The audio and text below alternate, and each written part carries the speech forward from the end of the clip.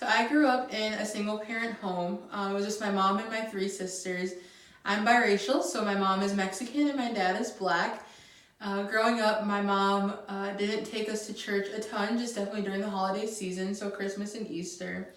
We recognized that God was real, but we just didn't have a personal relationship with him. Fast forward a ton to my freshman year of college at UW-Whitewater. There's where I experienced racism for the first time. I didn't understand why someone didn't like me based off the color of my skin. It's not something I had dealt with before. And so for years I had felt ashamed of who I was because of those experiences.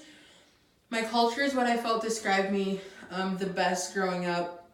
I come from great-grandparents who came to America for a better life, a family that will do anything for me, a family that's extremely loud and opinionated. And although those things were great, they weren't fulfilling. I still felt like I didn't belong and something was missing. I didn't get an understanding of who God was until I was 20. I learned that God had sent Jesus, his son, to pay the penalty for my sins.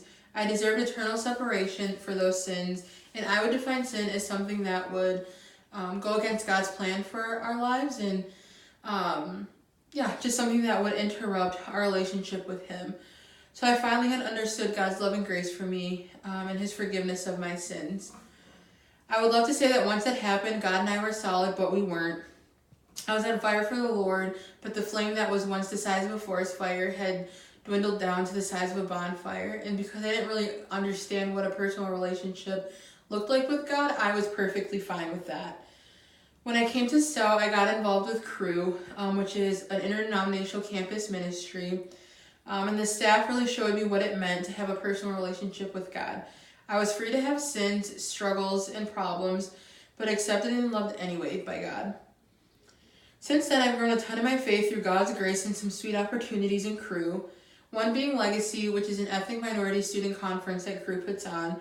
And there's where God showed me the value of my culture.